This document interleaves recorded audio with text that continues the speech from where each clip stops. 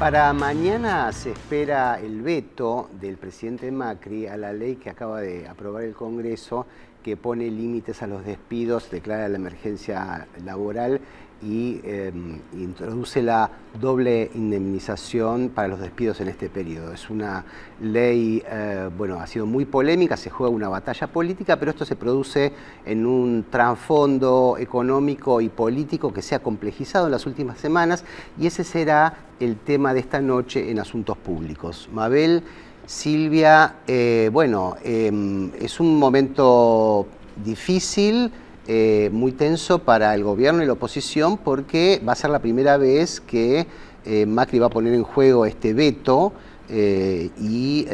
como ya se ha hecho otras veces. Hoy se recordaba un veto de Ilia, ¿no?, a una ley similar, pero esto tiene antecedentes en la historia, pero en esta coyuntura política, ha revuelto bastante el avispero esto, ¿no? Sí, bueno, no es raro en Macri que vete resoluciones. Tuvo más de 100 vetos cuando estaba como al frente del gobierno de la ciudad de Buenos Aires y tuvo un parlamento adverso. Lo que pasa es que esto ya adquiere otro tipo de dimensión. Lo que sí probablemente tenemos que ver qué pasa con el empleo. Según los bancos, los mejores empleos no registran pérdida, es decir, las cuentas sueldos, que es una manera de medir el desempleo o medir el empleo, no registran destrucción, es decir, no hay disminución de las cuentas sueldos. Pero ¿qué ocurre? Se han destruido los empleos precarios y de una manera muy relevante, sobre todo ese 35 o 38% del empleo negro en la Argentina, ¿no? Claro. Sí, incluso las estadísticas de la ciudad de Buenos Aires demuestran que se están destruyendo empleos en la propia ciudad y con los sistemas de medición que se aplican en la ciudad más rica del país, donde los problemas de empleo siempre fueron menores que en el resto del país. Me parece que la señal política es una señal justamente por eso tan disputada y tan dura, porque acordémonos que los 2000 significaron una apuesta a reponer un tema central de los 90, que era el desempleo. El desempleo fue el problema de la década de los 90, el problema del menemismo, de las políticas neoliberales, y el ajuste habían generado un índice de desempleo muy, muy elevados que estuvieron en la base de todas las movilizaciones y las luchas que se hicieron en el país para acabar con esto. 18%. Sí, llegó al 18%, y además la precarización laboral fue y quitarle capacidad de negociación a los sindicatos en ese sentido fue una política de los años 90. Frente a eso, creo que lo que distingue a la década de los 2000 y hasta ahora es una suerte de pacto entre empleo y consumo. Lo que se había puesto como eje central en estos años fue empleo y consumo, ¿no?, que van de la mano. Si hay empleo, hay consumo, si hay consumo, hay actividad productiva y hay una distribución del ingreso un poco mejor. Las políticas que parecen inaugurarse ahora justamente plantean que el eje no va a ser el consumo, sino la inversión. Y la inversión que tiene que ver. Hay un pacto implícito que se pretende. Bueno, pero para que haya un pacto tiene que haber actores que además lo acaten, porque esto es una apuesta. La apuesta del gobierno es este pacto, ¿no? Este nuevo pacto que es en el crecimiento. El empleo es una variable de ajuste, central, porque el nivel de empleo determina los niveles de salarios. Si hay más pleno empleo, la capacidad de negociación de salarios es más alta. Si el empleo baja, la capacidad de negociación salarial se restringe, y con lo cual, si hay uno de los ejes es bajar el nivel salarial para ser más competitivo y para atraer inversiones que todavía no se tiene muy claro en qué sectores van a venir, muchos de ellos con baja posibilidad de creación de empleo. Sabemos que el empleo lo crean sobre todo las pequeñas y medianas empresas. Entonces, la discusión es si una ley que da una señal de impedir y ralentar los despidos es suficiente o no.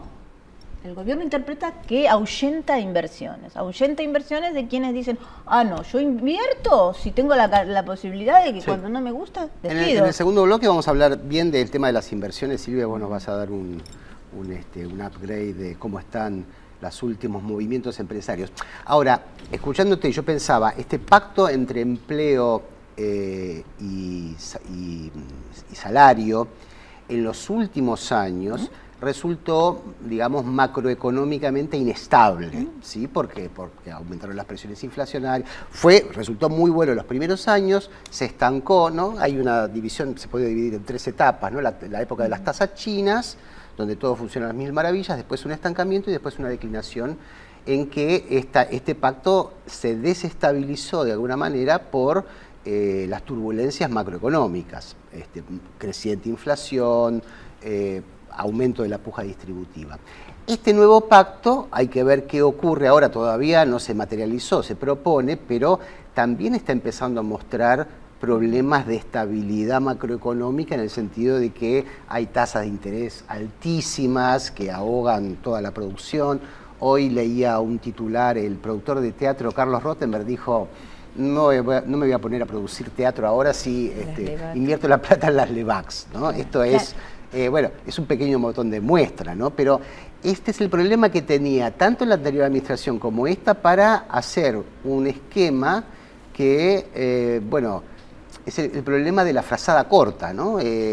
Yo privilegio la inversión, descuido el consumo, privilegio el consumo, descuido la inversión u otras variables, y así sigue ocurriendo, ¿no? Por otra parte, Pablo, escuchándote también, ¿hasta qué punto es sostenible un plan de empleo y consumo muy interesante en un país que necesita, que le falta toda una cadena productiva, que es la cadena de los bienes intermedios, y que siempre necesita dólares para poder seguir produciendo? Claro. Entonces son los ciclos famosos que alguna vez describió el papá del actual secretario de Comercio, Oscar Brown, como los ciclos de stop and go, o sea, la Argentina va y luego se cae. Sería, ¿no?, bueno volverlo a Brown. Hay algunas cosas contradictorias, ¿no? Por ejemplo, vos ya que lo mencionaste al secretario de Comercio, hace poco se anunció que, esto seguramente vos tenés la respuesta, Silvia, los panaderos dijeron: momentito, vamos a tener que aumentar el pan 25%, porque aumentó el agua, que es un insumo, no son los famosos efectos de segunda ronda de los aumentos tarifarios que nadie parecía haber calculado. Entonces ahí salió la Secretaría de Comercio y dijimos: no, llegamos a un arreglo y vamos a retrotraer el precio del pan. Ahora, ¿cómo lograron? ¿Qué les van a dar a cambio, digamos? Plata. Plata. Subsidios. Subsidios. Claro. Más aún, hay economistas que dicen que cada negociación de Mauricio Macri implica algunos puntos de aumento en el déficit fiscal. Bueno, ustedes que están en el ámbito de la economía, digo, los economistas les encanta pensar en variables que se manejan en un papel y dicen: si hacemos aquí, claro, el ceteris paribus no funciona. Pero es interesante, de todas maneras, la flexibilidad. O sea, no es un gobierno, como mucha gente piensa, que se posiciona en una idea y no afloja. Lo del veto, bueno, es una manera de Macri de mostrar cierta gobernabilidad, pero cuando uno observa clubes de barrio, bueno, les aumentó la luz, inmediatamente los van a subsidiar, el caso de los panaderos, es decir, menos muchos sectores, menos a las universidades pero eso públicas. Viene de antes, ¿Y eso porque viene el kirchnerismo tiene mucha responsabilidad con lo que está pasando. El tema es si vamos a solucionarlo o la solución va a ser de mercado.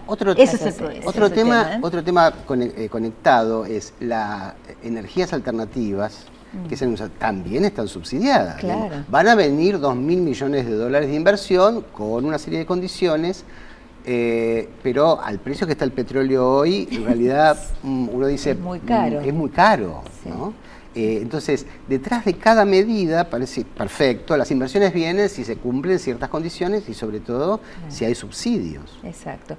En el caso de las energías alternativas, hay una ventaja, que es el crédito internacional, es decir, que con los acuerdos en la Cumbre de París, tanto el Banco Mundial, la Corporación Argentina de Fomento, el BID, están dando créditos a muy largo plazo, a tasas ridículas, por lo tanto ahí hay una complementación entre la financiación y un sector privado, y una ley muy interesante, cuyo redactor Sebastián King que lo redactó durante el kirchnerismo, fue aprobada durante el kirchnerismo, para obligar a las empresas a tener en su ecuación primero un 8% de energías alternativas que salta al 20% en muy poco tiempo, por lo tanto genera el mercado hacia esas energías, eólica, solar, etc. Hacia donde va Holanda, ¿no? Que se puso ¿Ahí se cuenta el biodiesel también? Se encuentra el biodiesel, sí, señor, pero con otro rango, no entra en ese 20%. No entra en el 20%. No. Ahora parece una meta ambiciosa. Muy ambiciosa, pero es muy interesante porque va realmente a transformar la matriz energética de la Argentina. Bueno, como ha hecho Uruguay, ¿no? Dice Claro. que Uruguay tiene el récord mundial de Dentro de su tamaño, financiarse claro. dentro del tamaño con energías alternativas, no hidrocarburos. Sí, en este sentido, en este panorama que tiene que ver también con el empleo, el consumo, la sustentabilidad de las empresas, es la batería de aumentos de todos los servicios al mismo tiempo y en magnitudes increíbles. Con eso se sabe que las principales afectadas son las empresas más chicas, que de repente se vieron con facturas y ni hablar las familias que dicen, bueno, ¿qué hago? ¿O consumo o pago las tarifas? Entonces, pagar tarifas es retraer dinero, enormes cantidades de dinero, de las posibilidades de otros consumos. Entonces, es la cadena que es la mejor forma de enfriar una economía, lograr que haya una baja del empleo. Con la baja del empleo se negocia distinto y a las los pymes, salarios, ¿no? Silvia, las compensan también con un paquete impositivo, ¿no? Pero Que no también todas las es pymes y nuevo. nunca llega rápido eso. No, Lo que eso se ya destruye está. no se construye tan rápidamente. Eso es verdad, Sí. pero No hay lo forma más de construirlo interesante es la cantidad de capital de trabajo que van a tener al poder pagar el IVA cada 3 meses. Yo creo que esa es la medida más celebrada, porque de alguna manera te cobran a vos el 21%, digamos, y vos te quedás con ese capital durante 3 meses, con la tasa de interés que hay, de alguna manera reconstruís un poco el capital de trabajo. Habrá que ver cómo funciona, porque es verdad, el tema de las tarifas es tremendo. Hoy el diario Clarín, en su tapa, cuenta que hay más de 3 millones de hogares pidiendo la tarifa social. Que es mucho más de lo que muchísimo. calculaban los funcionarios. Sí, pero No, en es el que caso son del aumentos gas, que llegan de claro, a 1000% y de gente que tiene actividades productivas pequeñas, que la sustenta, ni que hablar de salas de teatro, esos son evidencias anecdóticas, Sí. pero sumadas las evidencias anecdóticas, plantea que no se puede funcionar. Alguien sí, no puede trasladar a precio, a ningún precio, además a un Claro. precio de una sociedad que está también absorbiendo Retrayendo. tarifas, y ese sinceramiento en el medio, ese es el tema. ¿Qué es lo que uno coloca en el medio cuando coloca empleo? Es decir, si uno se pone a pensar que el empleo es la garantía de una posibilidad de sobrevivencia de la mayor parte de la población del país, ese tiene que ser, es el ceteris paribus. Haceme todo lo demás, como sea posible, todas las variables, sin afectar a lo que es la posibilidad de subsistencia.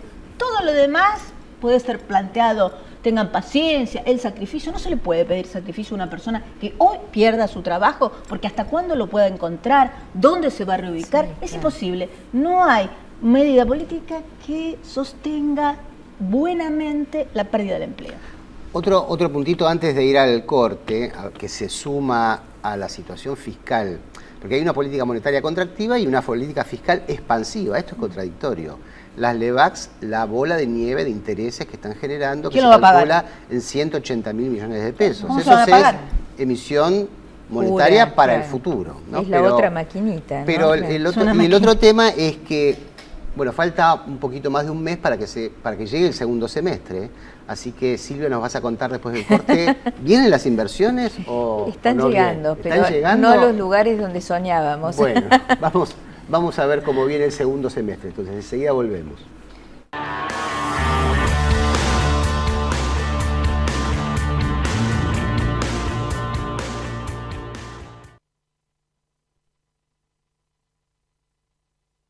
Auspicia este programa Banco Provincia. Mi corazón con el Kini late más. Dale, prendete. Vos también hacete fanático al ritmo del Kini 6 y vení a festejar todas las semanas.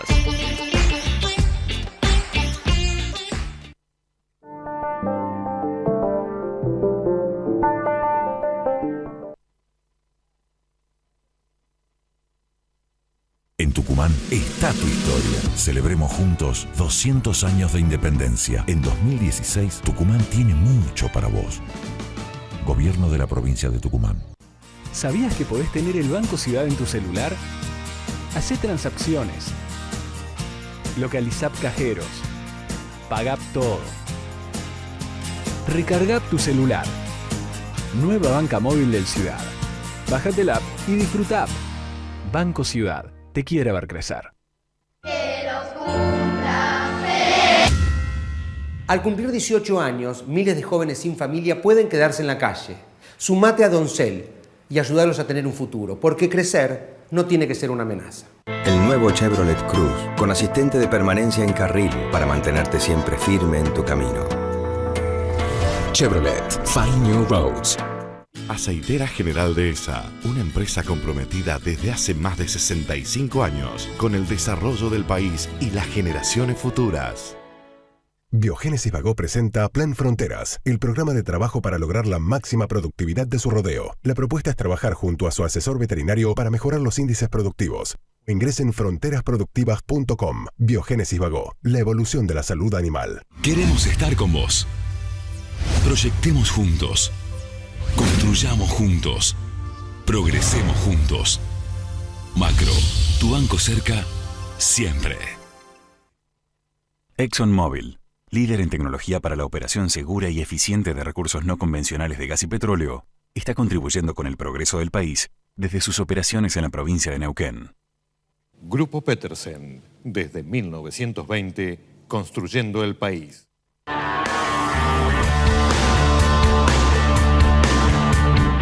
Seguimos en asuntos públicos, hoy haciendo foco en la coyuntura más caliente. Mabel, Silvia, habíamos quedado, visto en el bloque anterior, falta un poquito más de un mes para que empiece el segundo semestre, que es un poco la tierra prometida.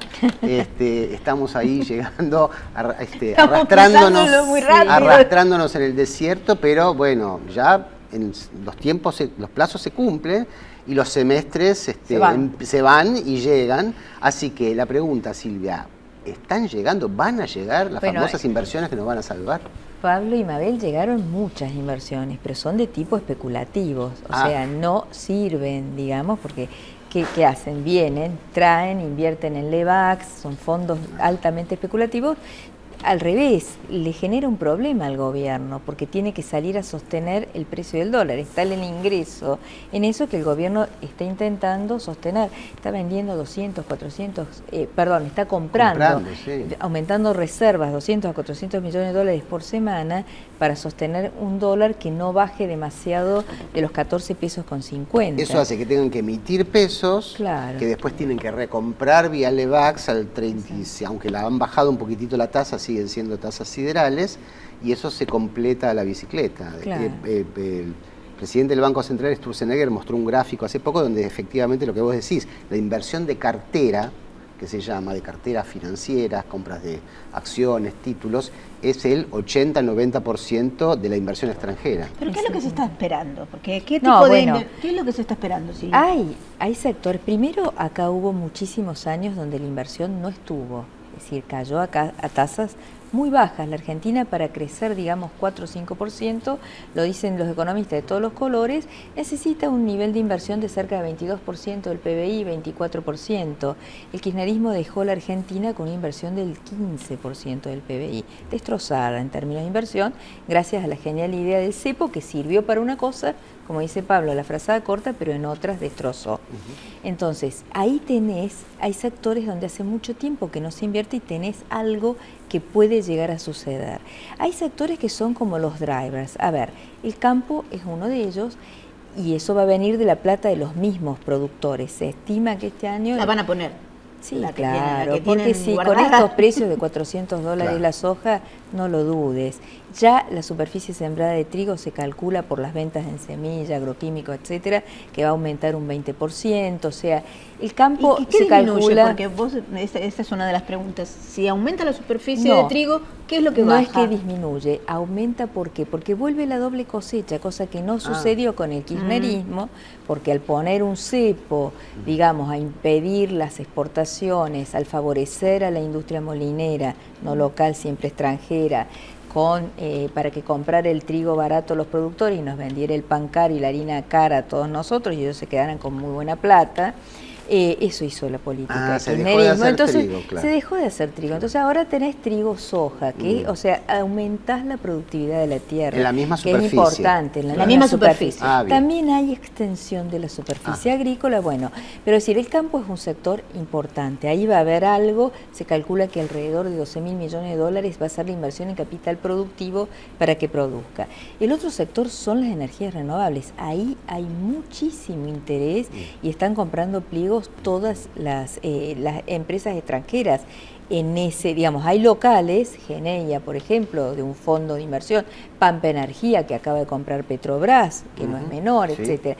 Hay locales, hay muchos locales muy interesados en invertir, pero también hay fondos extranjeros muy, pero muy interesados en el tema de energía renovable. Y después hay otros, digamos, son los dos. Y después todo el tema de infraestructura. Esa de la inversión va a ser monumental. Digamos, en esquemas donde, ya sean inversiones de gobiernos tipo los rusos o los chinos, pero también mucha inversión de Banco Internacional que vienen en un esquema de participación público-privada. Es decir, público-privada en el sentido rutas, hidrovías, ferrocarriles, etcétera. Eso es lo más lento. Digamos, esa parte va a ser lo más lento porque, bueno, tardan en decidirse los créditos, etcétera. No, yo creo que van a venir. El tema es, ¿cuándo? ¿qué genera? ¿Cuándo? ¿Y qué nivel de generación de empleo? Hay mucho apuro del gobierno, muy presionado por los gobernadores en el tema obra pública. Y lo primero que están haciendo es pagar la obra pública que no se había pagado, porque el gran problema del desempleo en estos meses es que ellos pararon los pagos.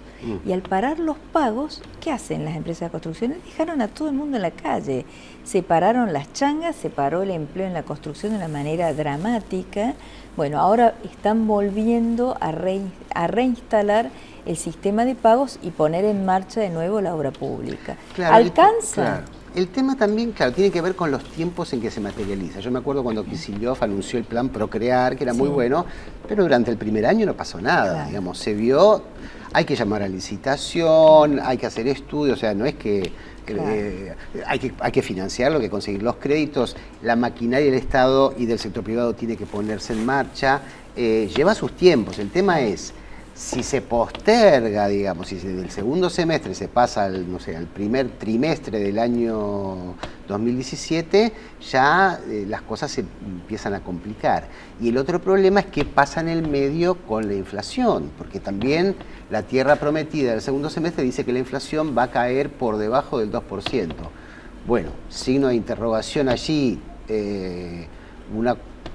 son expresiones de deseos, pero hasta ahora lo que ha pasado, lo que se está viendo en la inflación observada, no la esperada, es una aceleración de la tasa en lugar de una desaceleración. Y con estos problemas, como veíamos recién el tema de las panaderías, y que está surgiendo en todo tipo de cosas, tras el aumento de los combustibles sobre todo, y de los servicios públicos, son los impactos de segunda o tercera ronda, como dicen los economistas, que yo subo, no sé, el precio del pan, no porque sube la mercadería, sino porque tengo, no sé, me llegó una cuenta de luz que no puedo pagar, o tengo un restaurante y mis costos fijos aumentaron y aumento para no quedarme fuera, ¿no? Eso pasa todo el tiempo, hay que ver cómo es el resultado de eso.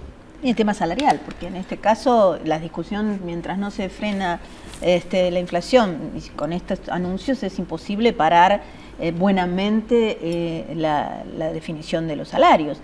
Por eso el tema del empleo es una variable tan central, porque la forma de frenar que parece previsible frente a una inflación que tiene un montón de variables y no se frena es parar el empleo. Y el empleo, me termino, ya lo dijo Prat Gai al principio de su asunción, dijo, bueno, cada uno verá dónde le aprieta el zapato, es decir, de qué manera podemos contener, es bajando el empleo. Y eso realmente es un tema central, porque crear cuáles son las variables en las que se va a generar nuevo empleo. Cuando alguien le dice, no te preocupes, te quedaste sin trabajo acá, pero rápidamente vas a ir para allá. ¿Para allá para dónde? En el medio hay vidas, hay con dolerse y pegar palmaditas. La última pregunta para Silvia, antes del minuto que nos queda. ¿Te acuerdas que los gremios habían amenazado un paro general si se vetaba? ¿Cómo la ves? No da la impresión, ¿no? No da la impresión que vayan a hacer un paro general. No hay, da la impresión que no sé, por ahí lo hacen. El otro tema es Brasil. Si Brasil condiciona, lo dijo la canciller Malcorra, digamos, si a Brasil le va mal, a nosotros nos desespera. Es desesperante la situación, el escenario, lo dijo ella, ¿no? Ante un Brasil que se cae. Y la situación de Brasil todavía es más complicada, porque lejos de lo que algunos suponen que la llegada de Temer va a ser más amigable para Chile, creo que la llegada de Temer es nefasta para la Argentina y para los intereses de muchas personas que incluso ideológicamente están de acuerdo con Temer y con la coalición que lo está sosteniendo. Me parece que es muy grave esta situación. No da tanto para estar contentos como algunos se pusieron contentos con el golpe de Estado que dieron en Brasil. Y lo otro es que ya se está viendo sobre la producción industrial argentina, que en el primer cuatrimestre cayó un 2%, 6% en abril.